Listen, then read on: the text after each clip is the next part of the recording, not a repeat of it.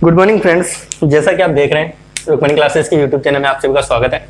जैसा कि आप देख रहे हैं मैथ क्लास पढ़ा रहे हैं आज अपन क्लास 8 की मैथ चल रही है, जिसमें हमने जो प्रश्नावली की चल रही थी जो उसका नाम था एक चर वाले रैखिक समीकरण। इसमें अपने 2.2 चल रही थी। इसकी कुछ क्वेश्चन मैंने आप लोगों को करवा दिए थे और कहा था कि आप लोग आगे के क्वेश्चन खुद कीजिएगा, बाकी और कुछ क्वेश्चन है वो मैं आप लोगों को करवा देता हूँ। ठीक है, देखो मैं आप लोगों को करवाता हूँ एक क्वेश्चन कि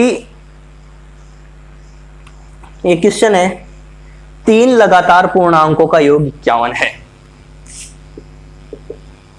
3 लगातार पूर्णांकों का योग 51 है। क्या है क्वेश्चन अपना कि 3 लगातार पूर्णांकों का योग 51 है तो पूर्णांक ज्ञात कीजिए। ये क्वेश्चन अपना 6 है, तो पूर्णांक ज्ञात करो। शायद इस प्रकार का कोई क्वेश्चन अपने पास नहीं हुआ था। ठीक है, 3 लगातार, देखो लगातार का मतलब है पूर्णांकों में मैंने आप लोगों को पूर्णांक बताता हूं। सबसे पहले पूर्णांक वो होते हैं जो माइनस में भी चलते हैं और प्लस में रहते हैं, अर्थात -2, -1, 0, 1, 2 और ऐसे चलते जाते हैं। ये पूर्णांक कहलाते हैं, अर्थात इसमें माइनस के 2 भी आएगा और माइनस की संख्याएं भी आएगी, प्लस की संख्याएं भी आएगी और शून्य भी आएंगी। जो पूर्णांक होते हैं उनमें केवल 0 से प्लस की संख्याएं चलती है, और जो प्राकृत अंक होते हैं ये तो आप लोगों की छोटी कक्षाओं की बातें हैं, ये 1 से प्रारंभ होते हैं। ठीक है, तो ये चीजें तो आप लोगों को आती होगी। ये बच्चों की बातें हैं जो छोटे बच्चों को सिखाई जाती है, आप लोगों को भी सिखाई गई होगी। तो देखो लगातार, देखो लगातार का मतलब है जैसे 2 आ गया, 3 आ गया और 4 आ गया, इन्हें लगातार कहते हैं। 5 आ गया, 6 आ गया, इनमें से 3 लगातार है, अर्थात ऐसे लगातार 3 लगातार पूर्णांकों का योग क्या है 51 है। तो ठीक है, अपन पहला पूर्णांक अब इसको सॉल्व करते हैं। माना पहला, देखो समीकरण बनाना पड़ेगा ना अपने को हल करने के लिए। पहला पूर्णांक x है। पहला पूर्णांक अपन ने क्या मान लिया, x मान लिया। अब उसने क्या कहा 3 लगातार, अर्थात अगले 3 पूर्णांक क्या होंगे x+1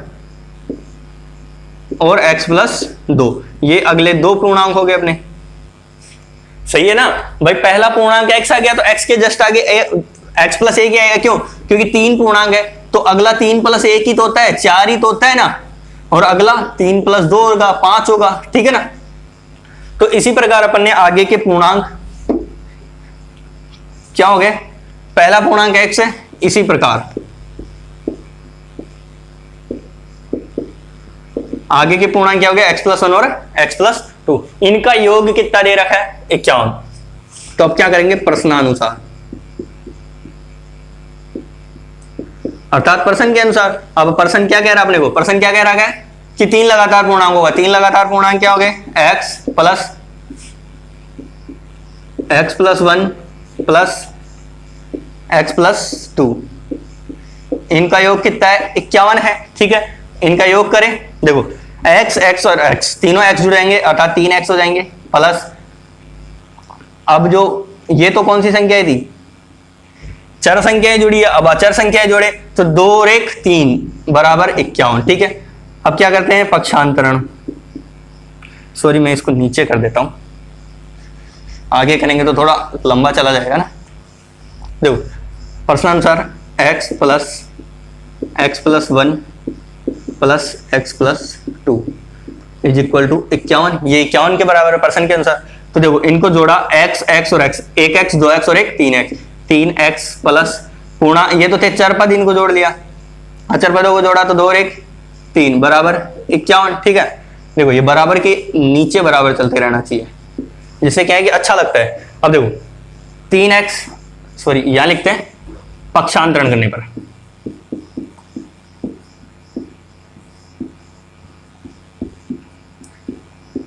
देखो अब अपन ने अब तक किया उसको मैं दोहरा देता हूं आप लोगों के सामने कि माना पहला पूर्णांक x है, तो इसी प्रकार आगे के पूर्णांक x+1 और x+2 हो जाएंगे। तो प्रश्न के अनुसार प्रश्न जो कह रहा है कि इनका योग क्या है, योग क्या है 51 है, प्रश्न ने यही कहा है, तो अपन ने इन तीनों का योग कर लिया, बराबर में 51 कर दिया। देखो इन तीनों का जोड़ा तो ये 3x हो गया और बराबर में प्लस में x आ गया, प्लस में 3 आ गया, बराबर 51 आ गया। तो अब दोनों का पक्षांतरण करेंगे तो देखो क्या हो जाता है, 3x बराबर 51 - 3।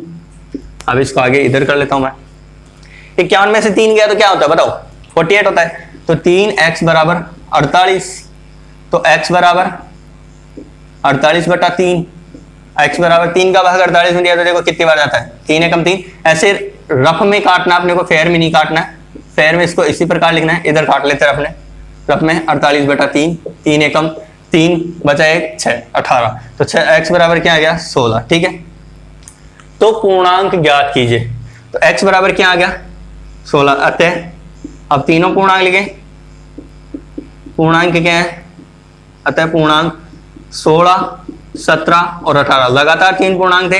ये पहला पूर्णांक आया था ना अपने पास x बराबर, x पहला पूर्णांक था और वहीं अपने को ज्ञात हुआ है, तो आगे के 2 पूर्णांक और लिख देंगे 16 17 और 18। ये अपनी क्या हो गया आंसर, उतार लीजिए।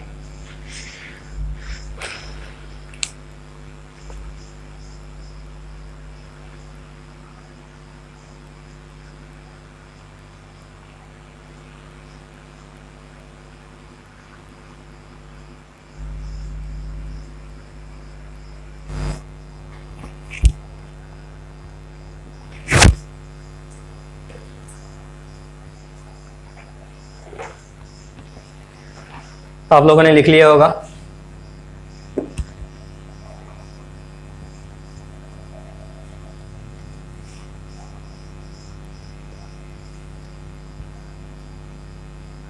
और अगर नहीं भी लिखा है तो वीडियो को पॉज करके अर्थात रोक के आप लोग लिख सकते हैं, और ये वीडियो हमेशा YouTube पर रहेगा। आप इसको अगर समझ में नहीं आए तो 2-3 बार भी देख लीजिएगा, अन्यथा मैं वैसे अच्छे से समझा रहा हूं। अगर एक बार नहीं समझ में आता है तो 2 बार भी देख सकते हैं, 2-3 बार भी देख सकते हैं आप लोग। ठीक है, तो अब देखो अगला जो क्वेश्चन है वो मैं लिखूंगा नहीं, केवल उसके जो डाटा है वो लिखूंगा और आप लोगों को मैं बता दूंगा कि कौन सा क्वेश्चन है। देखो ये अपना क्वेश्चन है 2.2 का 9वां क्वेश्चन है। जो 9वां क्वेश्चन अपने को कह रहा है 9th नंबर का कि राहुल और हारून की वर्तमान आयु। देखो मैं क्वेश्चन को कुछ सिंपल तरीके से लिखूंगा, R एवं H की प्रेजेंट आयु या एज जिसे कहूंगा मैं, ठीक है, जो वर्तमान आयु है इन दोनों की वो है 5:7 है। ठीक है, वर्तमान आयु क्या है 5:7 है। ठीक है, और डेटा क्या दे रहा है कि 4 वर्ष बाद इनकी आयु का योग 56 वर्ष हो जाएगा। क्या 4 वर्ष बाद,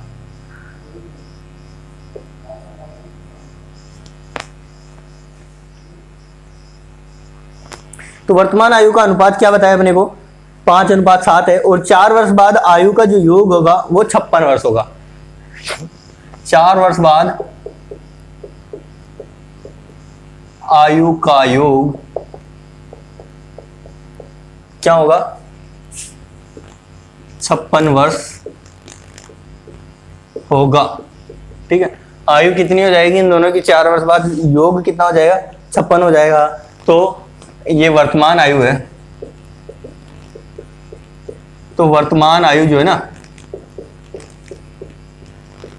वो क्या ज्ञात करनी है अपने को, ज्ञात करनी है। देखो मैंने आप लोगों को बता दिया क्वेश्चन नंबर 9 है किसका 2.2 का। अब देखो इसका हल करते हैं। देखो R व H की वर्तमान आयु 5:7 है, 4 वर्ष बाद आयु का योग क्या हो जाएगा 56 वर्ष हो जाएगा। R एवं किसके, राहुल और हारून था ना, R एवं H, सॉरी H लिखना मैं भूल गया। ठीक है, तो देखो अपन क्या करते हैं, सबसे पहले मान लेते हैं, माना यहां आप लोगों को राहुल और हारून ही लिखता है। क्या राहुल, सॉरी एक सेकेंड, क्या देख रहा है क्वेश्चन है, राहुल एवं हारून की वर्तमान आयु 5:7 है। देखिए अपन क्या कह रहे थे, प्रश्न देख रहे थे कि आर एवं एच की वर्तमान आयु क्या है, 5:7 है। तो माना राहुल की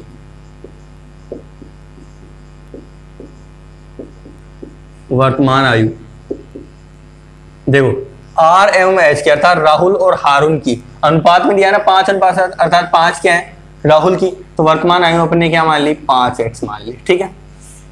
और उसी प्रकार माना हारून की, यहां कौन है, हारून है,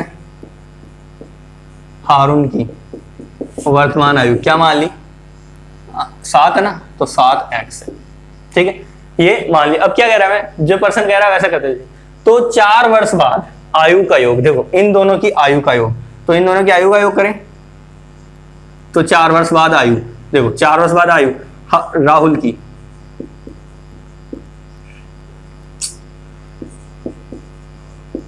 राहुल की 4 वर्ष बाद आयु, देखो जैसे मान लो मेरी वर्तमान में आयु है, मेरी अभी जो आयु है वो आयु है 20 साल, ठीक है, मेरी आयु है 20 साल, तो 4 वर्ष बाद मेरी 24 साल होगी, ऑब्वियसली 24 साल होगी, क्यों, क्योंकि बीच में मैंने 4 जोड़ा, तो इसकी 4 वर्ष बाद क्या होगी, 5x में अपन 4 जोड़ देंगे तो इसकी 4 वर्ष की बात आ जाएगी। और इसी प्रकार हारून की, अब हारून की भी 4 वर्ष की बाद की आयु देख रहा है, तो हारून की में भी 4x ही जुड़ेगा, 4 ही तो जुड़ेगा, क्यों, क्योंकि 4 वर्ष की बाद की बात है, केवल 4 ही जुड़ेगा, ध्यान रख रहा है, ठीक है। अब देखो अब क्या कह रहा है, इन आयु का योग क्या हो जाएगा, 56 वर्ष हो जाए, तो आयु का योग देखते हैं, इन दोनों की आयु अर्थात 5x + 4 और 7x + 4 दोनों कितने हो जाएंगे, 56 हो जाएंगे, कितने हो जाएंगे, 56 हो जाएंगे। तो पिछले क्वेश्चन में जैसा अपन ने किया था, इन दोनों को जोड़ा था, 5 और 7 कितने होते हैं, 7 और 5 कितने हो जाएंगे, 12x प्लस 4 और 4 कितने हो जाएंगे, 8, और बराबर के नीचे बराबर आ जाएगा 56, इसको थोड़ा आगे लिख देता हूं मैं, 12x + 8 बराबर 56 हो जाएगा, ठीक है। देखो क्या किया मैंने, सबसे पहले इनकी आयु जो थी दोनों की अनुपात में अपने को दे रखी है, इसीलिए अपन ने इसको, जैसे अनुपात में अपने को दे रखी है इसीलिए इसको 5x और इसको 7x मान लिया, अर्थात आयु को x मान लिया अपन ने, ठीक है। तो राहुल की 4 वर्ष बाद आयु 5x + 4 होगी और हारून की 7x + 4 होगी, क्योंकि 4 जुड़ेगा। अब उसने क्या किया, 4 वर्ष बाद इनका योग, अब इन दोनों का योग देखो, 4 वर्ष बाद की आयु जो आई उन दोनों का योग कर लिया मैंने, जोड़ लिया, तो जोड़ा तो चर पदों को एक साथ जोड़ लिया, 7x और 5x चर पद है, इन दोनों को जोड़ा 12x हो गया, तो 4 और 4 8 हो गया, बराबर 56 हो गया। अब देखो क्या करेंगे, इसका पक्षांतरण,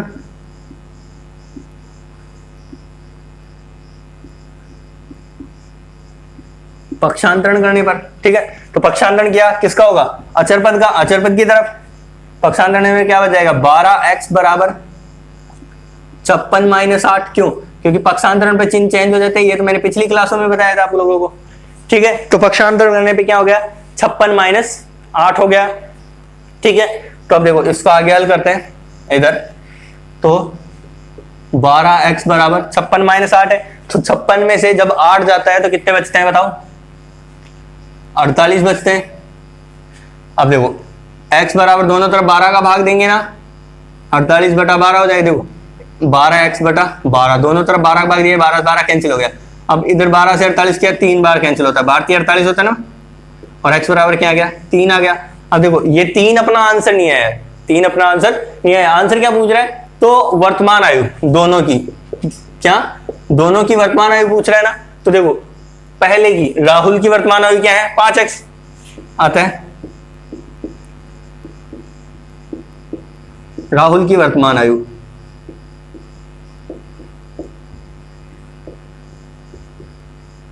देखो राहुल की वर्तमान आयु क्या है, 5x है, तो 5 गुणा x का मान क्या है 3, तो 5 3 15 वर्ष, राहुल की वर्तमान आयु क्या हो गई 15 वर्ष। इसी प्रकार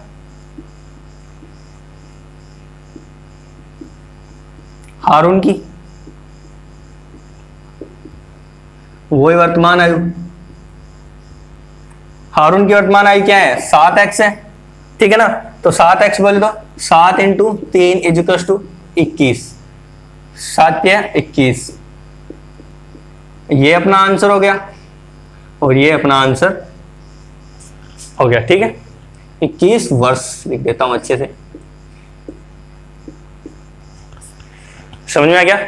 उतार लीजिए।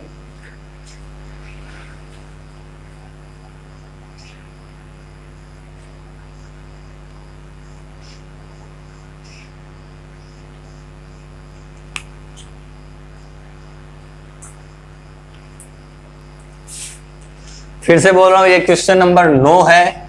अच्छे से लिख के कीजिएगा, अपनी फेयर कॉपी में करना है। जो क्वेश्चन को अच्छे से यहां राहुल ही लिखोगे आप लोग और यहां हारून ही लिखोगे आप लोग। ठीक है,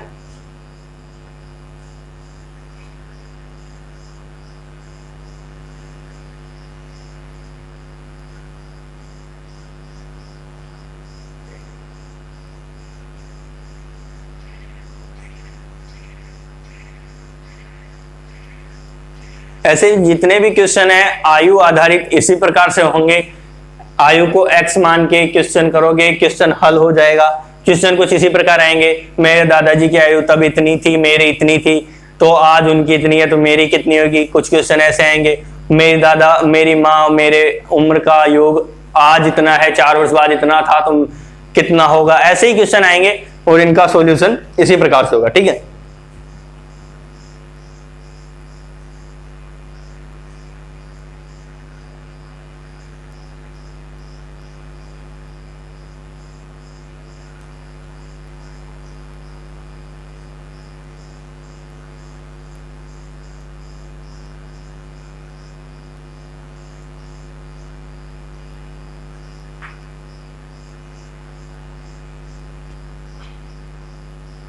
ठीक है। इसी प्रकार का एक और क्वेश्चन करवा देता हूं मैं आप लोगों को। आप लोगों ने क्वेश्चन उतार लिया होगा।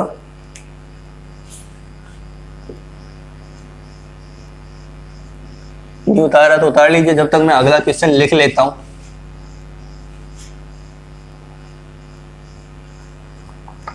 देखो क्वेश्चन क्या है अपना। अपना जो क्वेश्चन है वो क्वेश्चन नंबर 12 है कि 15 वर्ष बाद रवि की आयु उसकी वर्तमान आयु से 4 गुनी हो जाएगी। क्वेश्चन नंबर क्या है 12 कि 15 वर्ष बाद, क्या कह रहा है, 15 वर्ष बाद जो रवि है उसकी आयु वर्तमान आयु की 4 गुनी हो जाएगी। रवि की आयु वर्तमान आयु की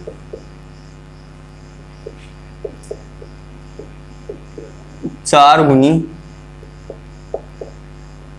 हो जाएगी। ठीक है,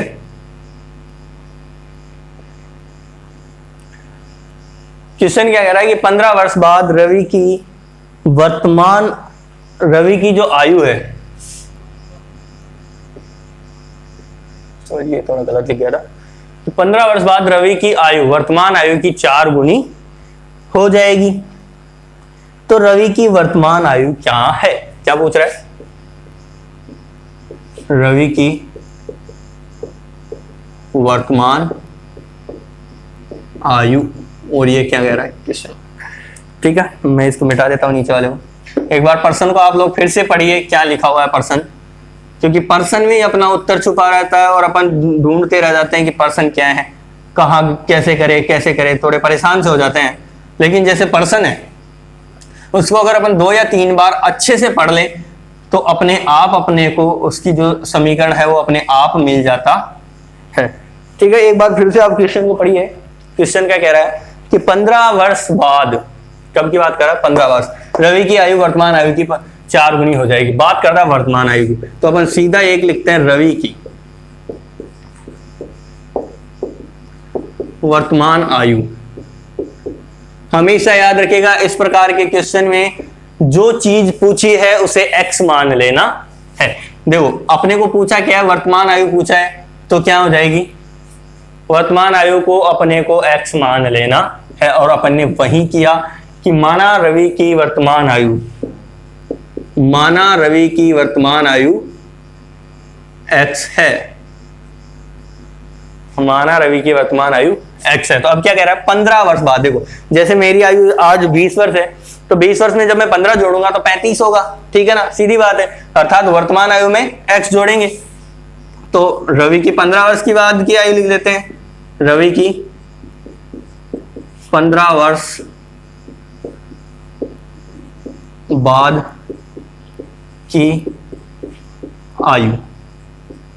देखो रवि की 15 वर्ष बाद की आयु क्या हो जाएगी, वर्तमान आयु की 4 गुनी। या तो इसको 15 प्लस x लिख लें या फिर 4x लिख लें, बराबर ही बात है ना। क्यों, क्योंकि 15 वर्ष बाद 15 प्लस x, 15 वर्ष बाद रवि की आयु वर्तमान आयु की क्या हो जाएगी, 4 गुनी हो जाएगी। तो वर्तमान आयु क्या है, x की या तो 4 गुनी हो जाएगी या x में 15 जुड़ जाएगा। तो देखो अब समीकरण को हल करते हैं, सॉरी इसको 15 प्लस एक्स ही लिख दे, सॉरी 4x लिखते हैं अपन, या 15 प्लस एक्स लिख देते हैं। तो इसको इधर से हल करते हैं, 15 प्लस एक्स बराबर, सॉरी उल्टा लिख दिया ना, सीधा लिख देते हैं 4x बराबर 15 प्लस एक्स। ठीक है, मैंने जैसे कहा था वैसे ही करते हैं। चर पद को एक तरफ ले लेते हैं, अचर पदों को एक तरफ ले लेते हैं। देखिए चर पद क्या है, 4x और x। इस x का क्या करें, पक्षांतरण करें,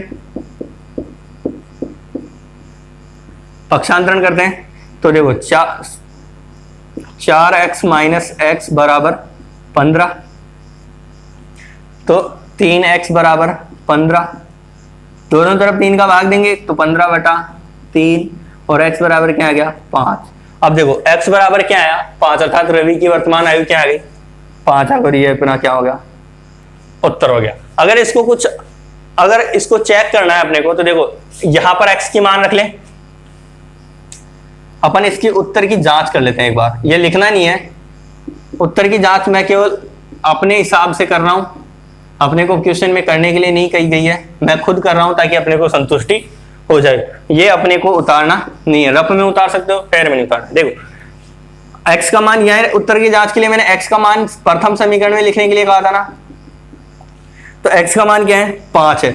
4 गुणा 5 बराबर 15 प्लस 5, तो 4 और 5 20 बराबर 15 और 5 20,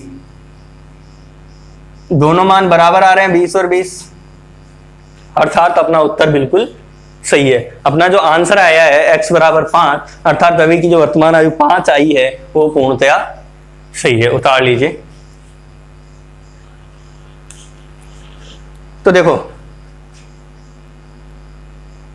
आज अपन ने जो क्वेश्चन किए उनके ऊपर फिर से चर्चा कर लेते हैं, अपन उनकी फिर से बातें कर लेते हैं कि कौन से अपन ने क्वेश्चन किए हैं। ठीक है, अपन ने क्वेश्चन नंबर किया, इसको उतार लीजिएगा, पहले मैं आप लोगों को बता देता हूं फिर से। अपन ने क्वेश्चन ये किया 6, क्वेश्चन नंबर 9 और क्वेश्चन नंबर 12। देखो बिना कोई संतुलन बैठा है, 3-3 के अंतर में नया 3 दूनी 6, 3 3 और 3 4 12, बिना कोई संतुलन बैठा है, ऐसे ही रफली क्वेश्चन उठाए थे, लेकिन एक सीक्वल में अपने पास क्वेश्चन आ गए हैं। अब ये जो क्वेश्चन किए, इनमें क्वेश्चन मैंने बताया था, जैसे छठवें क्वेश्चन क्या कह रहा था, अपना जो छठवां क्वेश्चन था उसमें कुछ ये दिया हुआ था कि मतलब 3 पूर्णांकों का लगातार पूर्णांकों का योग 51 दिया हुआ था, 3 लगातार पूर्णांकों का योग 51 दिया हुआ था। तो पूर्णांक ज्ञात करने थे, वो अपन ने कैसे याद किए वो मैंने बताया आप लोगों को। फिर बाद में 9वां जो क्वेश्चन था उसमें कुछ ये दिया हुआ था कि राहुल और हारून की जो आयु थी, उनकी आयु का जो योग था वो 56 वर्ष था और इनका अनुपात 5:7 था। तो उसको अपन ने x मानकर हल किया, जैसे हल किया उसका जो अपन ने पर्सन कहा वो करते गए और उत्तर आ गया। और जो अपना 12 क्वेश्चन है वो क्या कह रहा है, 15 वर्ष बाद रवि की आयु वर्तमान आयु की 4 गुनी हो जाएगी। पर जो क्वेश्चन कह रहा है, जो सीधी बात कहा था, जो ज्ञात करना है उसी को x मान लेते हैं। अपने को वर्तमान आयु ज्ञात करनी, रवि की वर्तमान आयु x मान ली। ठीक है, एक बार फिर से समझा रहा हूं ये। तो देखो 15 वर्ष बाद आयु क्या हो जाएगी, मैंने खुद पे एग्जाम्पल लेके कहा था कि मेरी आयु आज 20 वर्ष है। तो देखो 15 वर्ष बाद सीधे ही 20 और 15 35 हो जाएगी। ठीक है, तो या तो अपन इस x में 15 जोड़ दें, या फिर जैसा कह रहा है कि 4 गुनी हो जाएगी तो 4 गुणा x कर दें।